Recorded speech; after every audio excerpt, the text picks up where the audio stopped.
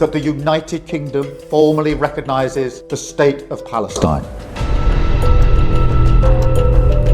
ইসরায়েলের বিরুদ্ধে গিয়ে ফিলিস্তিনকে রাষ্ট্র হিসেবে স্বীকৃতি দিয়ে ইতিহাসে মোড় ঘুরিয়ে দিয়েছিল ব্রিটেন। এবার ইসরায়েলের হয়ে গাজায় যুদ্ধে অংশ নেওয়া নিজেদের নাগরিকদের প্রতিও কঠোর বার্তা দিয়েছে লন্ডন। ইসরায়েলি বাহিনী হয়ে যেসব দ্বৈত নাগরিক গাজায় যুদ্ধ করেছে তারা ব্রিটিশ আইনে অপরাধী বলে গণ্য হবে। এই হুঁশিয়ারি দেওয়ার পর ইসরায়েলি সেনাবাহিনীতে থাকা ব্রিটিশ নাগরিকদের মাথায় হাত, শাস্তির আশঙ্কায় অনেকে নড়ে চড়ে বসেছে। গত 21শে সেপ্টেম্বর ব্রিটেন আনুষ্ঠানিকভাবে ফিলিস্তিনকে রাষ্ট্র হিসেবে স্বীকৃতি দেওয়ার কয়েক সপ্তাহ পর এলো এমন ঘোষণা। বিভিন্ন গণমাধ্যমের তথ্য বলছে, ইসরায়েল ও ব্রিটেনের দ্বৈত নাগরিকত্ব আছে এমন 10 জন সেনা গাজায় যুদ্ধে অংশ নিয়েছে। নোভার মিডিয়ার প্রতিবেদন অনুযায়ী যেসব ব্রিটিশ নাগরিক বা দ্বৈত নাগরিক সম্প্রতি গাজায় ইসরায়েলের হয়ে যুদ্ধ করতে গেছেন তারা এরই মধ্যে আইন ভেঙেছেন।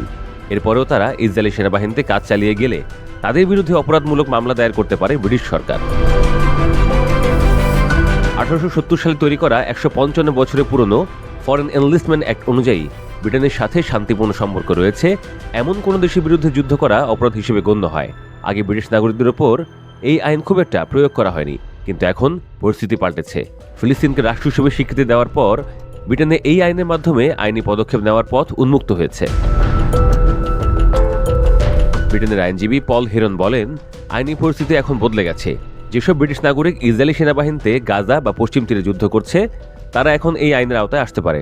তাদের দ্রুত ব্রিটেনে ফিরে আসা উচিত, না হলে তারা আদালতে বিচারের সম্মুখীন হতে পারে বলেও সতর্ক করেছেন তিনি।